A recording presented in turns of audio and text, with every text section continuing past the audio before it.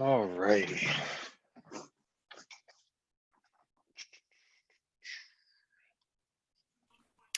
Hey, Lois.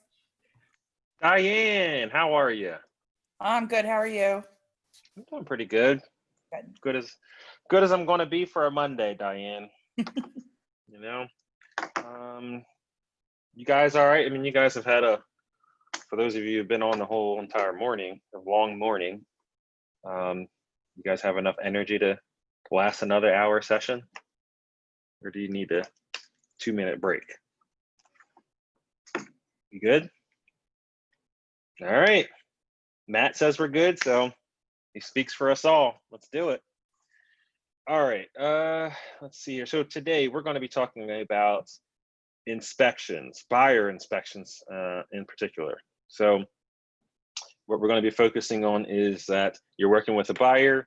Your buyer has inspections coming up. So we're going to talk about that process a little bit.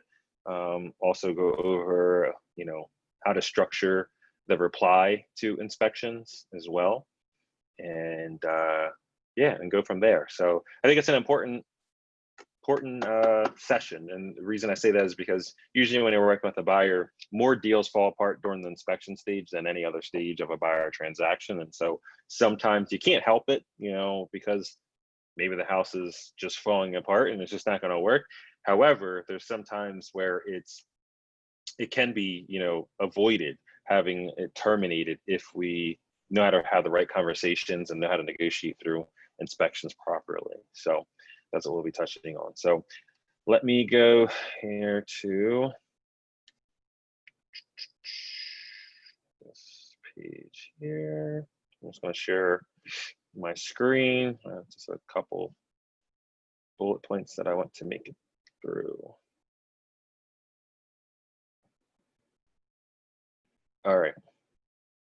As you guys know, especially when I'm in share screen mode, I can't really see the chat room or anything. So it's just preferred you guys interrupt me and just yell out and say, Lois, I got a question. And that way I can make sure that everyone understands what I'm going through and your questions are answered. And again, if you have a question and it's not pertaining to inspections, I might get to it later, or we'll just set up a time one-on-one, but please ask questions. So let's start. So buyer inspections. So number one, set expectations before inspection stage multiple times. So the reason I say that, and this is probably when I talked about, deals terminating or not terminating during inspection stage, it's because of probably this one point that I'm talking about. So it's because some agents do not have any conversations with the buyer before they get to the inspection stage. So the buyer has like no clue, what is they're about to enter. They have no clue what to expect. They have no clue, like, okay, how do I know if this is a good inspection? How do I know if this is a bad inspection? And so because of that, if the inspection results do end up coming out a little rocky, buyers tend to over exaggerate that. And that's where it's like, you know what, I'm out of here. Or, they might have in their mind too, that like, oh, well, inspections is a stage where, whatever comes up on the report, you ask for, and if you don't get it, you back out. Like, the seller has to do everything type of a mindset. So it's our jobs to really prep the buyer before they get to this point multiple times. And what I mean by multiple times is the very first time you should be talking about inspections is in the buyer consultation. So in the buyer consultation, you need to mention to the buyer, you will have inspections, and you need to mention to them then. What I usually say is, I say, look, when we go through the inspection stage, you guys are going to get reports for every inspection that you guys pay for. Do not freak out when you get these inspection reports. The reason I say that to you is because I've had inspection reports anywhere from 10 pages to 90 pages long. So, please understand that the inspector's job is to point out every little item that they see that should be or may need to be corrected, because they're liable. They're, whether it's a minor item or a major item, if they miss something. So please don't think that it's a horrible house just because you got a 40-page inspection report. It's my job to, once we get the inspection report, go through it with you. And if there are any material defects, major items that is like a safety item or a safety hazard, we will talk about how to negotiate that item at that time. So right there in that small little script right there, you're kind of letting them know up front, and you're hoping that they remember that Lewis said, even if we get 100 pages, that it's normal, don't freak out, and let's kind of walk through it together. I'm not, and please understand, we're not saying that because we want our buyers to buy a crappy house. We're just saying that is because we don't want them jumping off the ledge before we even have a chance to work it out with the other side. All right. So that's the one time you say it. The other time you need to bring up that conversation is when you guys are scheduling your inspections and about to go out there. So because between the consultation and that inspection, it can be 3 days if they buy the very first house they look at right away, or it can be 6 months before that happens. So they may have forgotten everything you told them in the consultation. So you got to remind them that day that, hey, before we get in here and do these inspections, I'm going to remind you kind of how this works and go through that same talk that I just went through again. The next thing, have inspectors, recommended inspectors on hand. All right. So, starting out, I'm sure, anyone that has just started out in this business, you probably are not coming into real estate knowing 3 or 4 home inspectors. All right. That's okay. That's where you lean on, agents that have been in the business a while and asking for their recommendations. I'm a big fan, again, of the Facebook page in our office, or the one that we share with the Tri offices, the Chesco Strong. More specifically, the one in our office, because that Facebook page has been around for a couple of years. So there's more of a history that you can search through. So what I mean by search through, like you can go on there and just type in, termite inspection. You can just type in the word termite, or you can type in the word home inspection and click search, and it'll bring up every single conversation that had that term in it in that Facebook page. So you can see, over the last year or two, all the agents in our office, who they recommended for certain items, and then just add them to your list. And of course, like if you're seeing, a certain name being repeated through multiple agents, then like, okay, that's probably someone that's pretty good. Let me put them on my list. All right. So that's probably the easiest way to do it. Obviously, you can ask me and, as well, and I'll share whoever I use with you too. All right. Next. And, Hey, and then, hey, yes, Louis. go ahead, Diane. Or When, Joyce, when I sorry.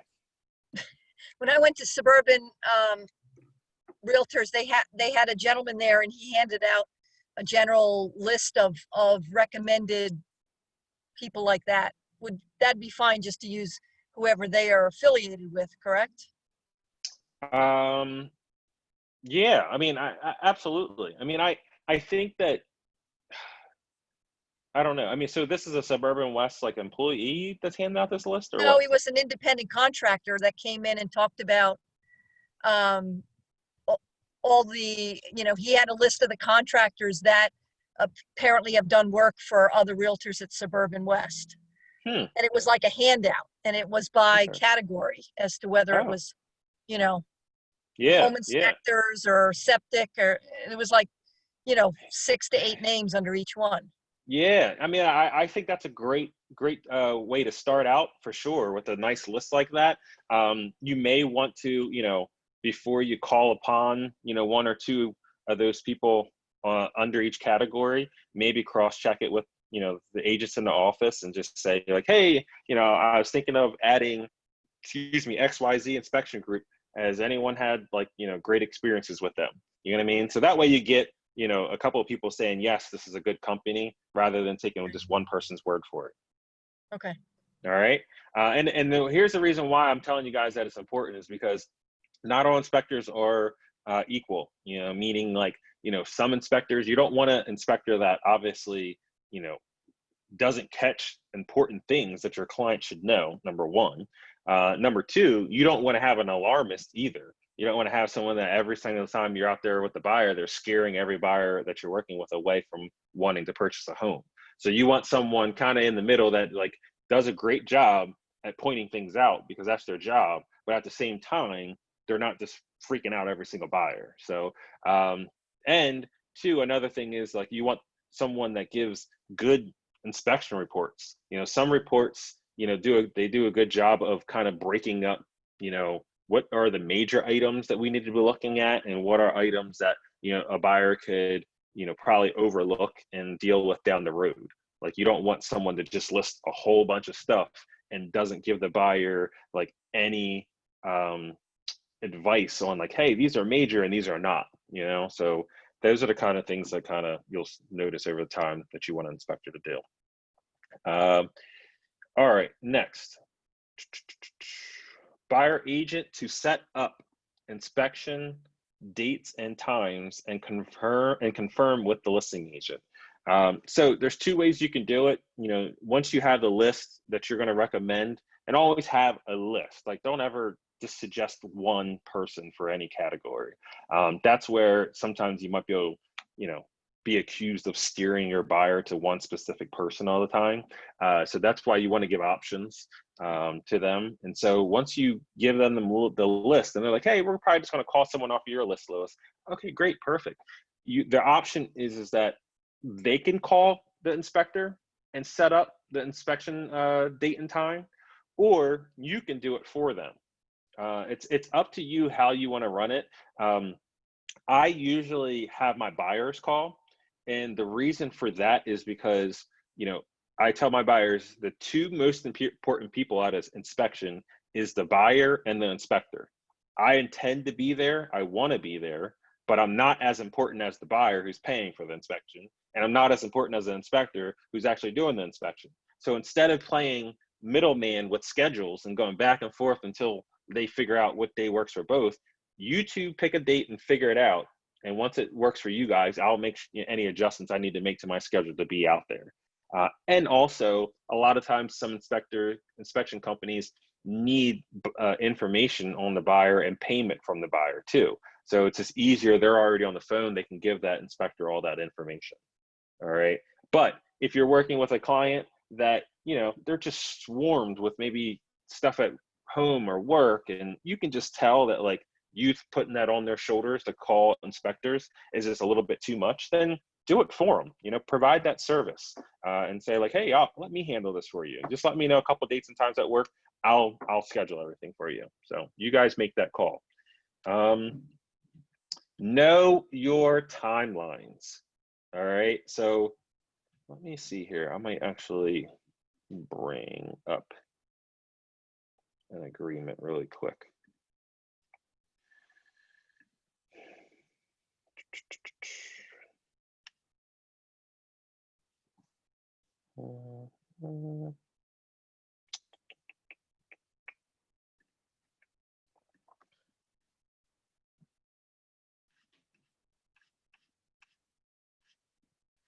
All right, so I'm gonna go into the inspection part here, where it talks about the inspection timeline.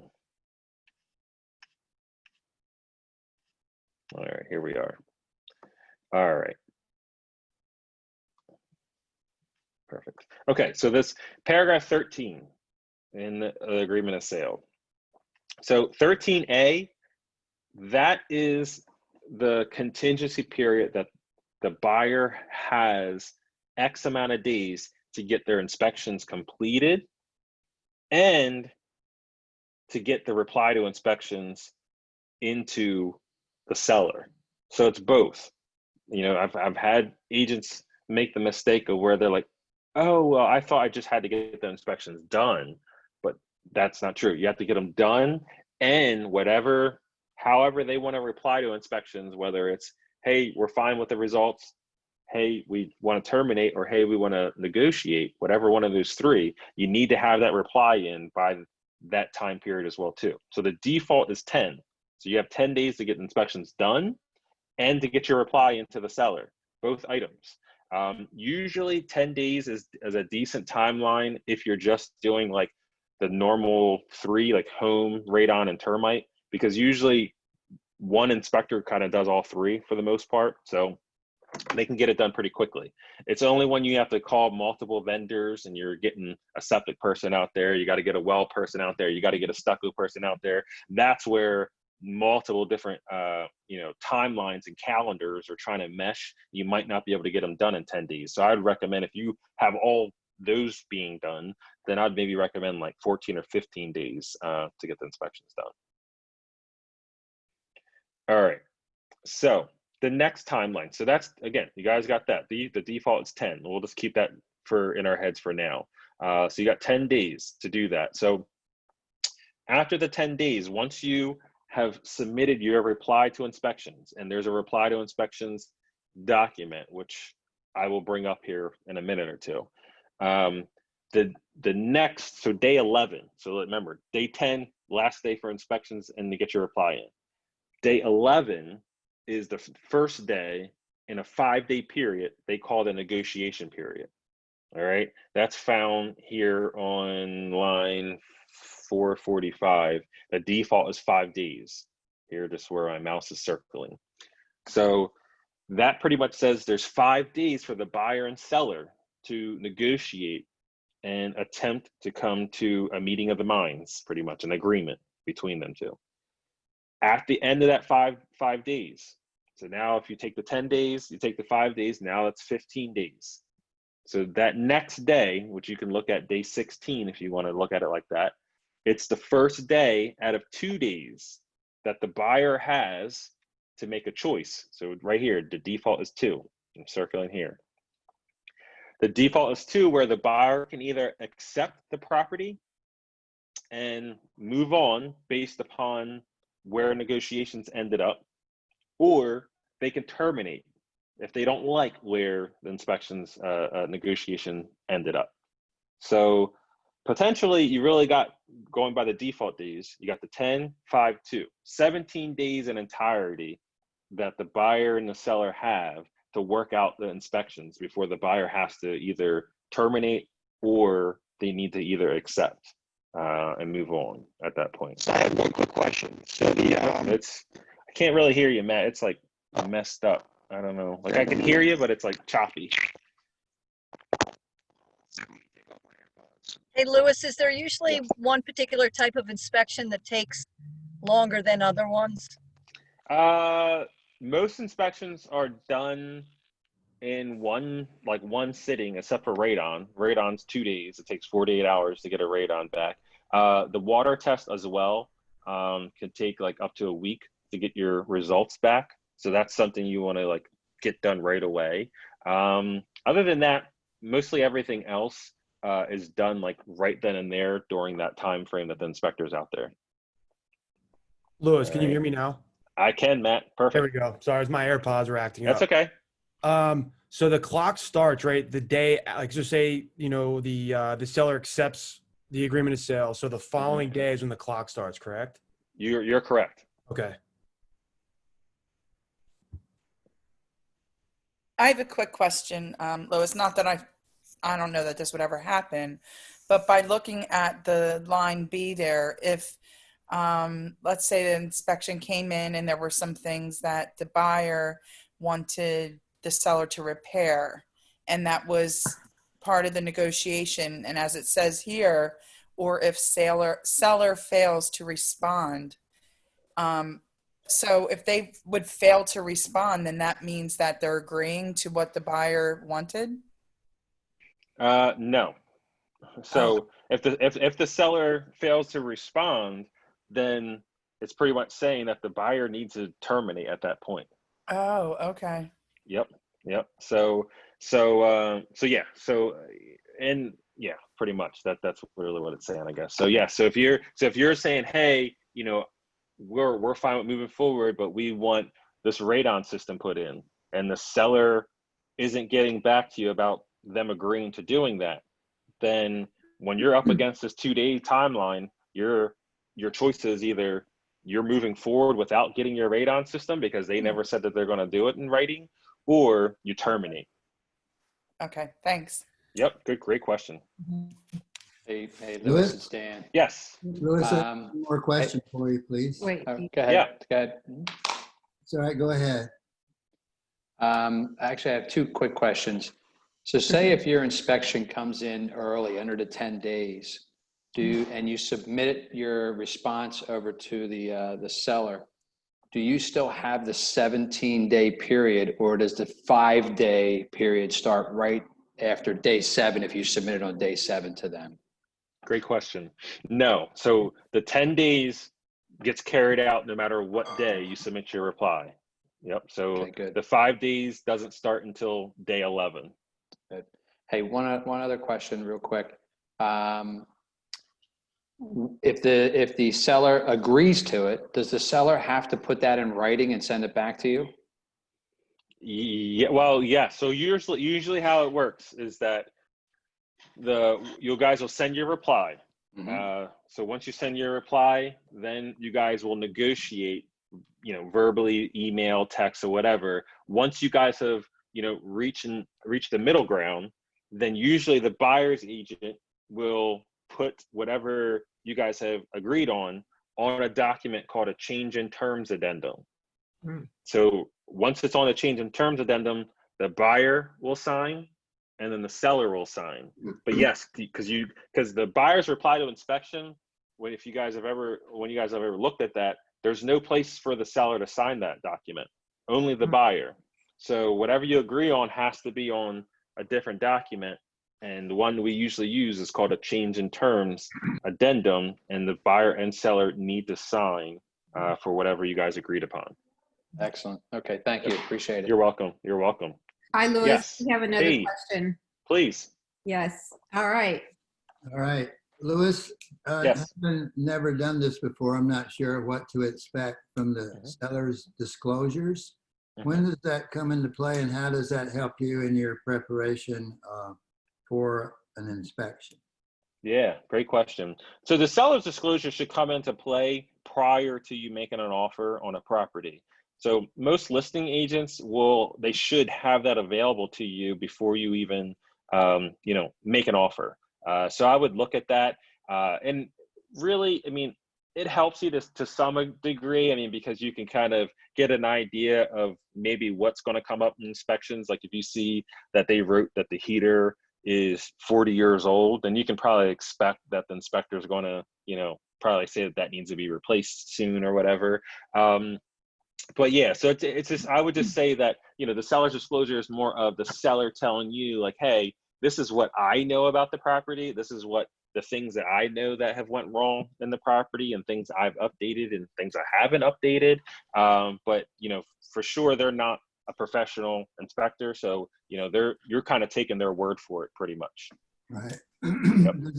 Does it ever get uncomfortable when the inspector really found some major things and it wasn't disclosed? Yeah, sometimes. Absolutely. I've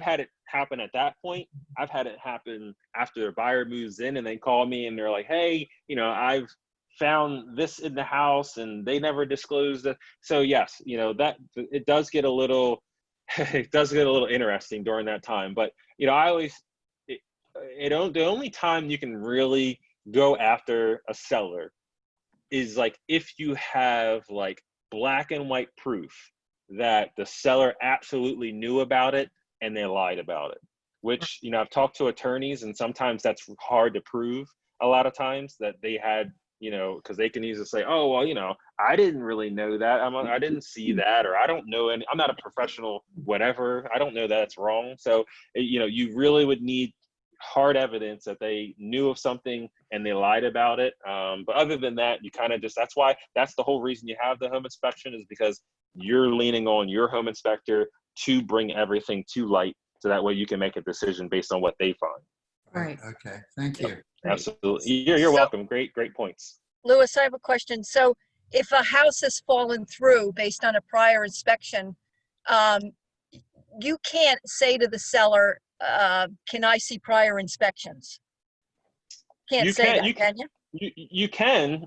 So you can. So if house has fallen through and you call and you're saying, hey, my buyer's interested in the house, you can say, first of all, you would have to ask, like, why did the house fall through? Because it could have fell through because of multiple reasons. So if the agent says, oh, well, it fell through because of inspections, at that point, you can ask and say, oh, great. Well, do you have the inspection reports? that you can share with me from the previous buyer. So at that point, either the agent's going to say, absolutely, here's the inspection reports, and they're going to send them to you. Or the agent could say, oh, well, no, like we don't have those anymore. You know, I don't know, the seller doesn't know what happened to them. And could they be telling the truth or not? Absolutely, who knows? So that you can get multiple responses, but yes, you should, as a buyer's agent, ask for the inspection reports if they point out that you know, it fell through because of inspections. And if they don't have reports, you can follow it with the comment and say, well, has the disclosure been updated with anything that was found in the inspection? And hopefully they say yes.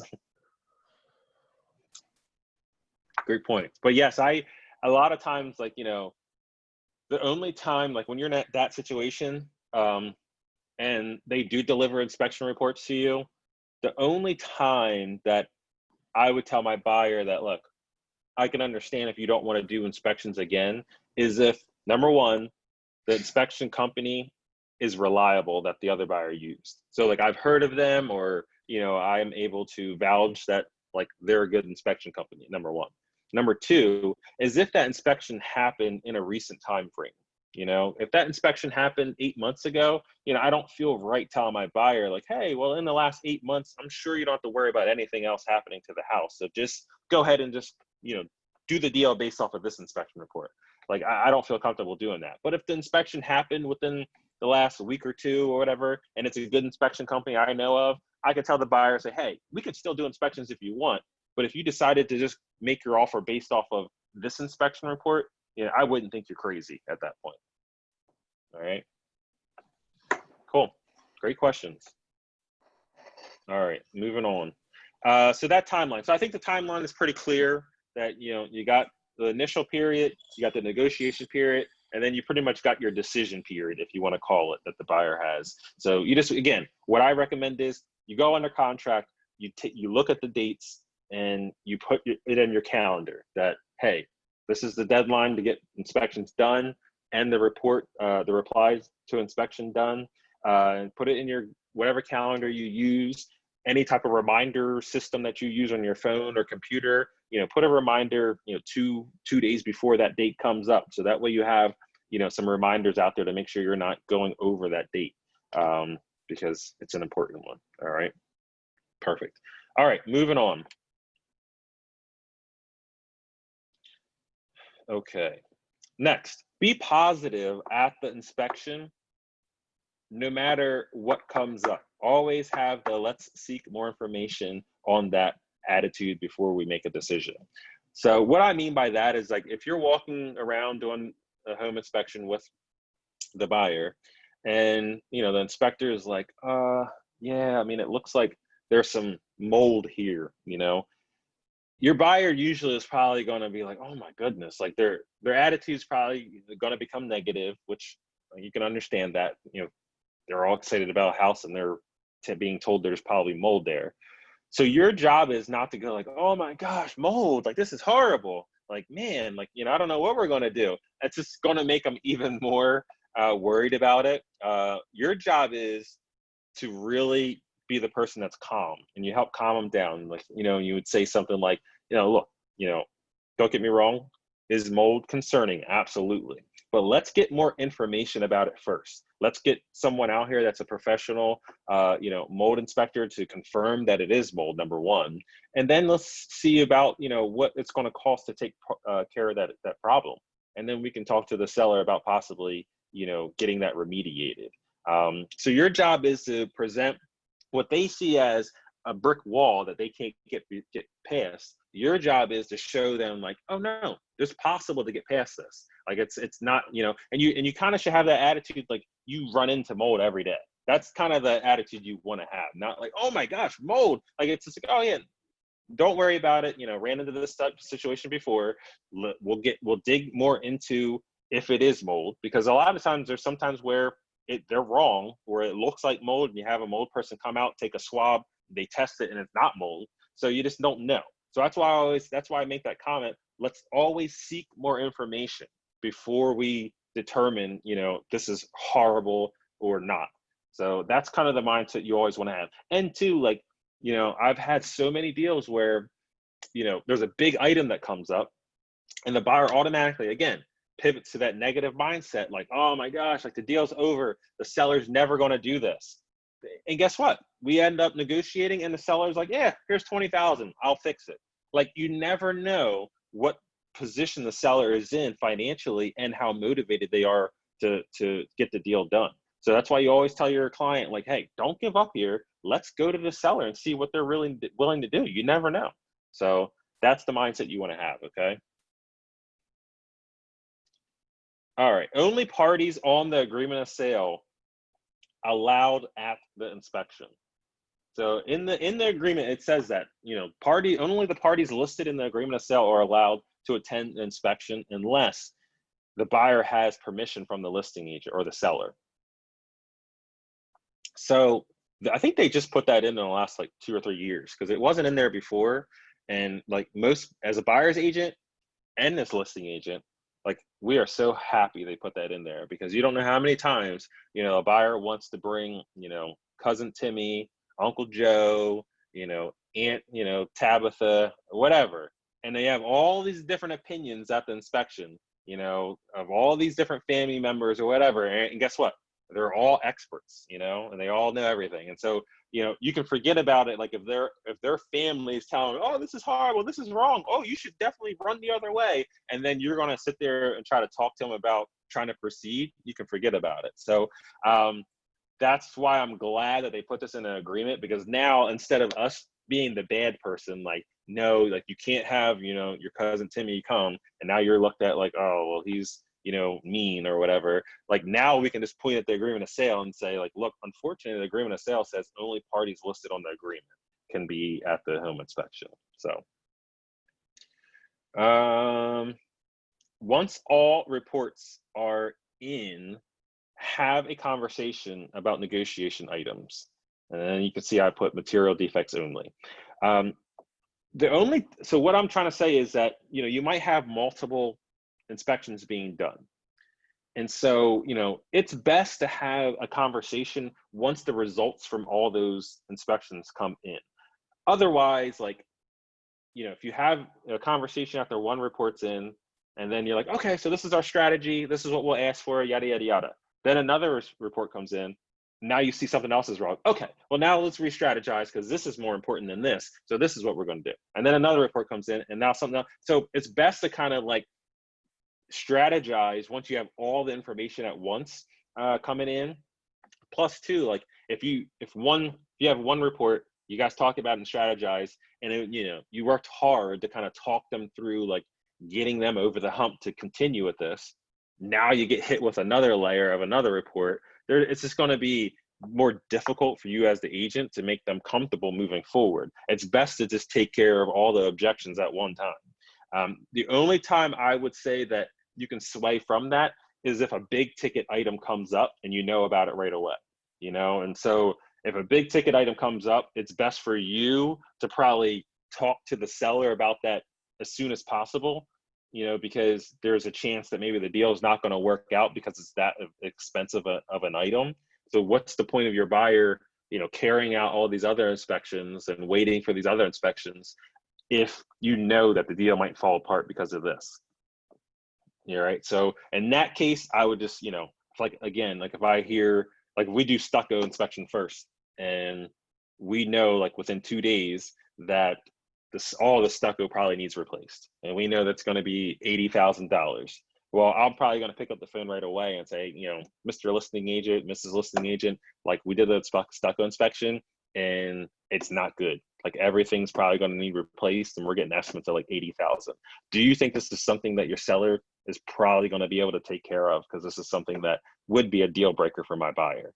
Well, let me find out real quick. I'll let you know. And then they might come back and say, hey, you know, put it on the reply to inspection. You know, my seller is definitely willing to talk about it and possibly taking care of it. Or they might say, no, he can't afford that. She can't afford that. There's no way. So at that point, you know, like, okay, well, let's just terminate if the buyer wants to terminate because they're not willing to take on the $80,000 stucco inspection before we pay for the termite, before we pay for the, you know, septic guy later or whatever. So that's the only time I would rush calling if it's a big item like that. Material defects only.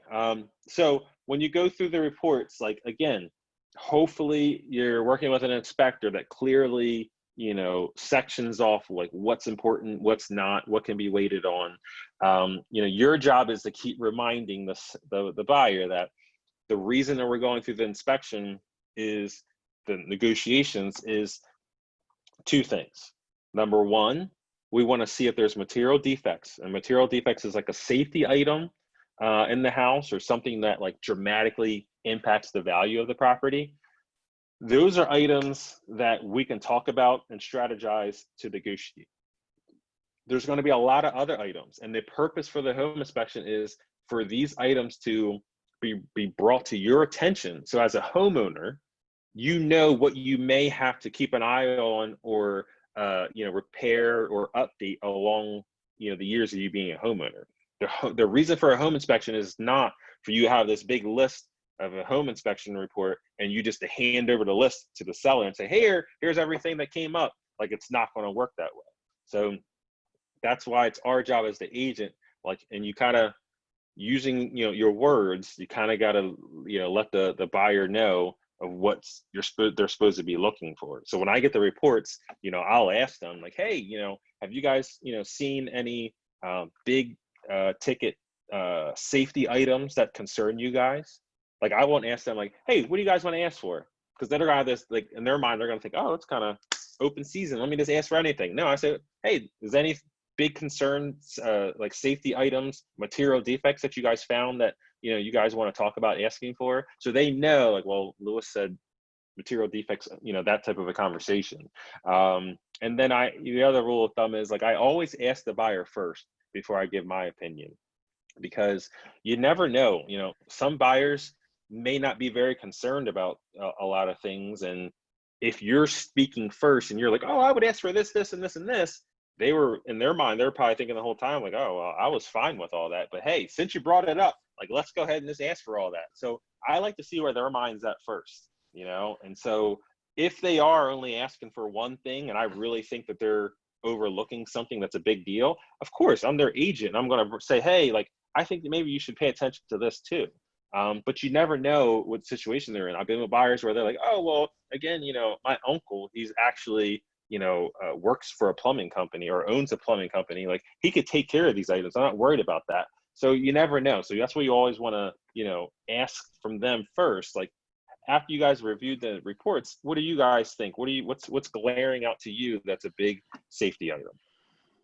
Louis, I had a buyer this weekend, and he asked me, is one to assume that if there's appliances and a generator, that everything is in working order? And I said, well, that would come up in the inspections. But, you know, at first I thought it was kind of a silly question, but I don't know if it really is. So if they're including appliances and a generator, your buyer saying is it safe to assume that they're working? Yeah.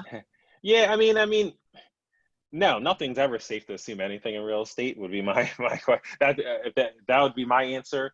But I mean, we would like to think yes that they're working, but you never know, you know. But again, that's why he's spending $400 to make sure, you know, that it is working at the time of inspections at least. But yeah, I would agree with you is that, you know, you don't really know. You would like to assume that it's working, but you don't really know. I mean, who knows? I've had it, which we'll see on my example, you know, I've had it many times where a stove wasn't working, the dishwasher wasn't working. So it happens. And it's sometimes. not on the seller's disclosure? Mm-mm. Hmm. Nope. A lot of times it's not. So yeah, that's why, again, you know, you're always relying on your resources, you know, to get you the information that you need. You know, you can't rely on the seller's party to, you know, make sure they let you know about every little thing, because sometimes could it be intentional and sometimes they're not raising their hand and telling you about something not working? Absolutely. But then sometimes too, like, sometimes they just might forget to even mention it or write it down. Because, I mean, as a seller, anyone has ever sold a house before, I mean, it's a lot going on their side too. And so they might forget that one of the burners is not working on the stove and to write that down somewhere. So, but that's why we have inspections. So. Hey, Louis, Um, this is Dan. yes. Is there anything to your knowledge that if an inspector finds it or he uncovers something that has to be fixed before it gets, the property gets sold? Maybe from a municipality or anything like that? I was thinking mold was, I was thinking mold was one of those types of things that needs to be remediated, but you know, you mentioned that and I know now it's not. Yeah. I can't think of anything that the inspector would like force. Like, so here's the thing: the inspector, number one, can never force stop a sale because of what he's found, ever. The only people that could make it difficult to move forward with the process is, like you said, the municipality. If they require inspection and they find repairs, they can make it a little bit difficult to move forward if there's items that need to be taken care of. The lender, if they come out and do the appraisal and they find something wrong with the condition, they can make it difficult to move forward with repairs. But the home inspection, that is like completely just an informational session for your client.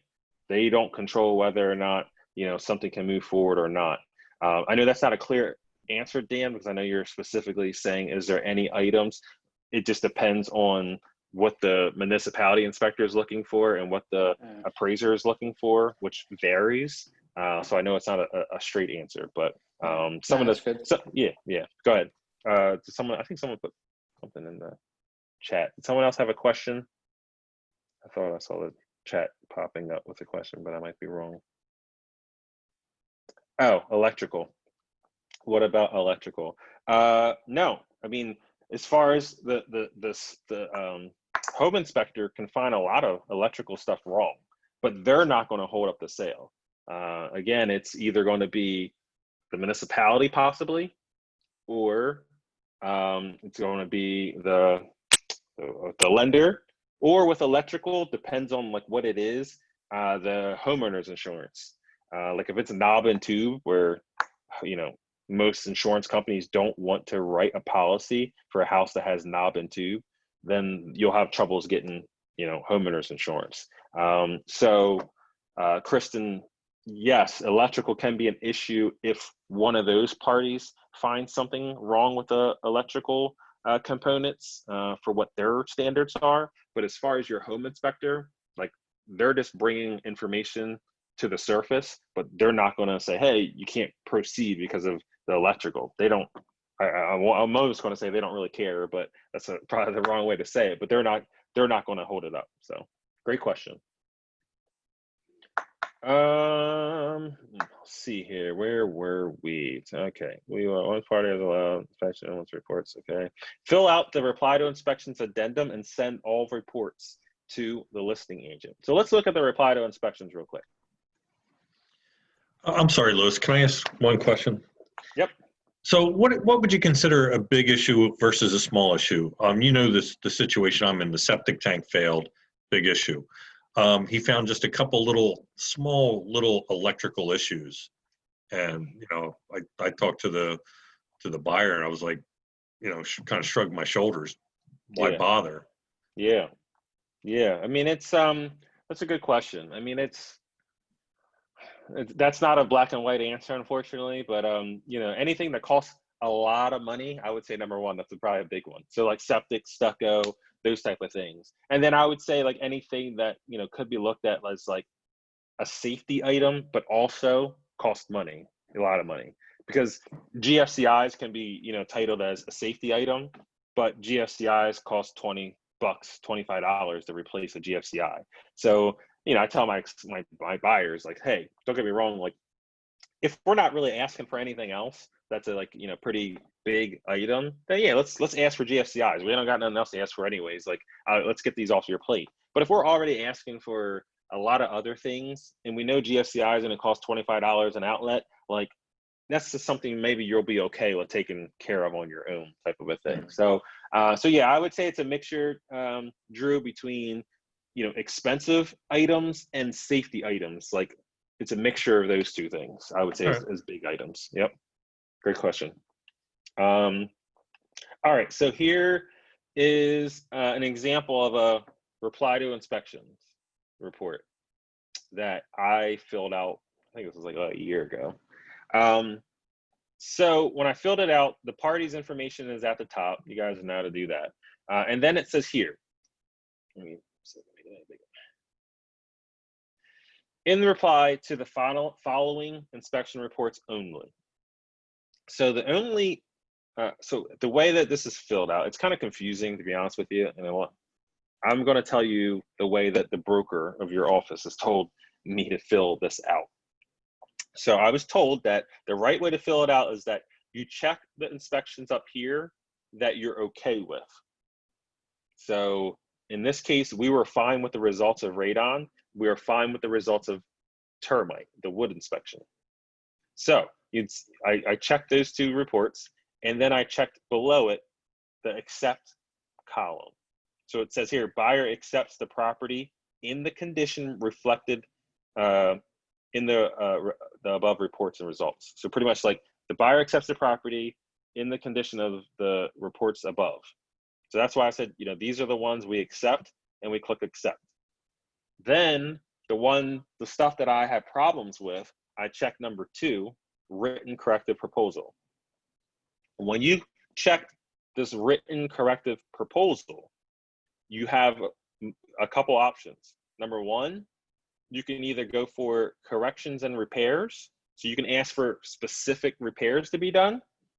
Number 2, you can ask for a credit in the form of a seller assist. So you could say, hey, I want $3,000 to fix this item. Or you can change the purchase price. So there's 3 different ways: repairs, a credit, or purchase price change. So in my example, we asked for specific repairs to be done. Okay, so in here it says already pre-written written in here, correction/repairs to the property to be completed by seller at seller's expense no later than 7 days before settlement date in a workmanlike manner with all required permits according to the attached contractor's proposal. All right, that's already pre-written in there for you. The 7 part I wrote in there. I think 7 days is decent as far as, you know, making sure that it's done a week before settlement.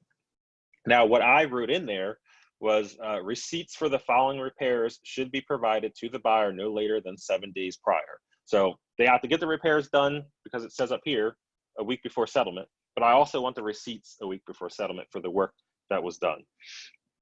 So a couple of things that I wrote out here is the garage door at the front of the house is missing springs. This is considered unsafe and needs correcting. Qualified contractor to repair or replace. So let me go back to this document here. When you're filling out a reply to inspection, the 3 things you want to make sure is that is written in your reply when whatever item that you're writing about is, number 1, the location of the item. So make sure, as you can see in my example, how I said, you know, the front garage door. So I could check that off the box. Why is it an issue? Because I would put it in there because it's missing springs and it's unsafe. That's the issue. Who can fix it? In that case, it was a qualified contractor for that repair. So you always want to make sure anytime you're writing a statement about a repair that you're asking for, the location of the item or the issue, why it's an issue, and who should fix it. All right? You don't want to leave it open. You don't want to just say, like, you know,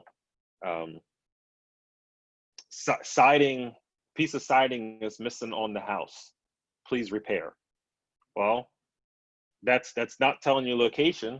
I mean, where on the house? I mean, they can fix one of the smaller items, and smaller portion of the house, and you were talking about the other side. So be specific about where the item is that you're talking about. And then who should fix it? We just put please repair. Well, they can just go on YouTube and try to do it themselves, and that's okay because you didn't ask for, you know, a specific contractor or someone to do it. So that's why it's important that you guys, try to have all three of those taken care of. So let's go back to my reply. Here's another one. There are problems or a problem discovered in the panel, such as knockouts missing on the panel.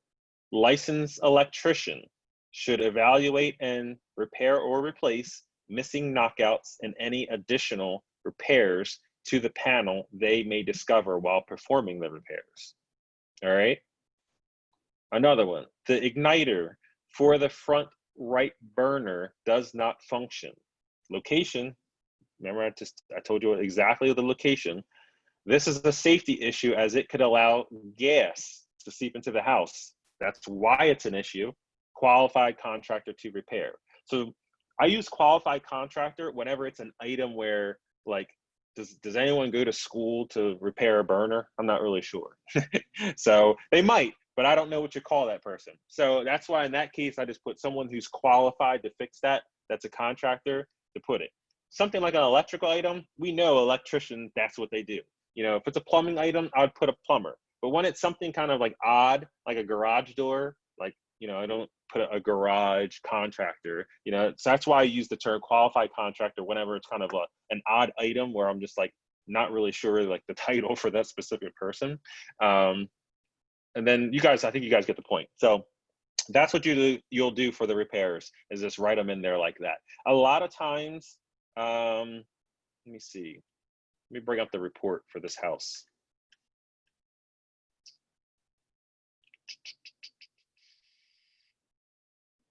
So you see, this is like the table of contents for this report. Like, this is a decent report. Like, they should have a table of contents. So that way, like, it lets you go right to wherever you want. And they should always have some type of summary. So you can see how this has a defective summary and marginal summary. So the buyers can easily see, like, oh, these are defective items. These are like not working, like safety stuff. These are marginal items. These are items that, like, they're working, but you might want to keep an eye on it, or whatever, and replace it. So if I click on defective, it goes right to that section and it shows me, exactly what, we're talking about. So, like, you can see here, this garage door section. Remember I asked about that? The garage door at the front of the house is missing springs. This is considered unsafe and needs correcting. I recommend a repair or replace as needed. Does that sound familiar? Yes, because that's how I don't like to try to make up stuff on my own. It's easier just to take majority of the wording that the inspector used and just put it right into your reply, just like I did. The only thing I added on is that a qualified contractor needs to repair or replace it. Other than that, the wording's directly from the report. All right. So just make things easier on your guys when you're going through that. So the other thing is seller assist. Like I said, you can do that. You can say, you want money instead of getting the repairs done, and then you can adjust purchase price. Now, the one thing let me finish here first. Once you guys agree, once you guys negotiate, you send this over to the seller's agent, and you guys negotiate and you guys agree. Then at that point, you need to fill out an addendum like this. It's called a change in terms addendum. So all I did was I took the 3 things out of the, I think it was 4 or 5 things I asked for that they agreed to do, and I listed them here in this repair section. And then I just had my buyer sign it, and then I send it over for the seller to sign it. All right, so that's you just take whatever is agreed upon, you move it over to this addendum, and then you have both parties sign it. So that way it's in writing that they got to do that. Let me go back here. Seller credit is always less of a hassle if possible. All right, so if your buyer's okay with it, like if he's like, he or she's like, oh, I don't mind if it's repairs or if I get money for it. My advice is getting money for it is a lot cleaner transaction. The reason is, especially when you have a lot of items, like if there's 7, 8 items, like when you hand over 7 or 8 items to the seller and say, hey, you guys got to do all these repairs before settlement. Sometimes there's a risk of things not getting done right, a repair, maybe they forgot to have someone do it. And so now, a week before settlement, you're like, hey, you guys forgot to do, the garage door. You forgot to do the stove. You forgot to do this. Or, hey, like, I wasn't talking about this. Like, you fixed the wrong thing, or you missed this. So then all of a sudden you got 7 days where they're like, oh my gosh, and they're freaking out, and they can like, oh, I got to get a contractor back out here. And sometimes it's just a little messy. And then two, you're relying on the workmanship of whatever contractor they chose. Let's be honest. If a seller has to fix some items for you and they have to get a contractor, do you think they're picking the most expensive, greatest contractor out there to do that work? Probably not. They're going to find someone that can do the work for the cheapest amount of money. So, you don't want to, you're doing your final walkthrough before settlement and you look and be like, oh my goodness, so this is how they fixed that siding? It's horrible. And now your buyers has a problem with it, and now you have to deal with that at the 11th hour. So if it's possible to just say, hey, we know that these repairs are going to cost less than $3,000, just give us $3,000 and let the buyer go hire who he wants to hire after settlement to get them done the way that he wants to get them done or she wants to get them done. It's a lot cleaner and easier at that point. All right. Now, the only thing you have to watch out for is this. If you're working with a buyer that already negotiated a certain amount of seller credit or a seller assist in the initial offer, the lenders have a maximum and you can't go beyond that maximum of credit. So if your buyer made an offer and they already asked for the maximum amount of seller assist initially in their offer, in the deal, when they get to inspections, they can't ask for more assist. The lender won't allow it. So you got to know when you're making that offer for your buyer and they're like, hey, I want to ask for as much seller assist I can up front.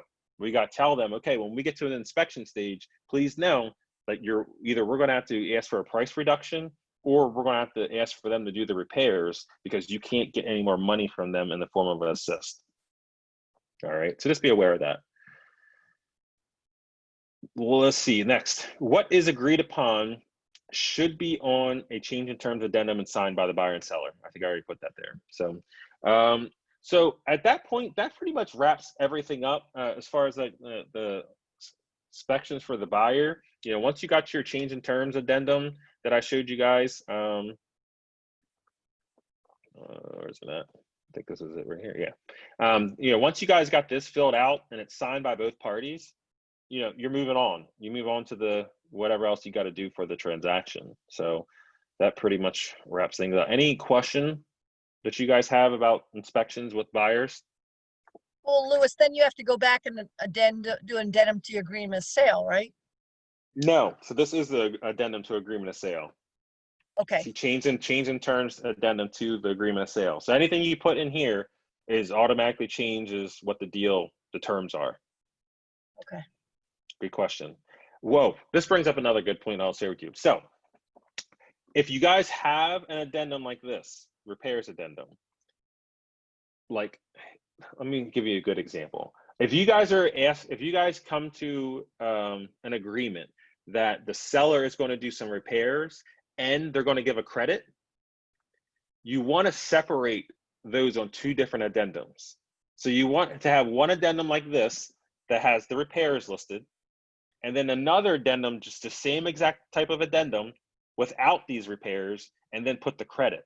So you want the credit to be on one addendum and you want the repairs to be on another.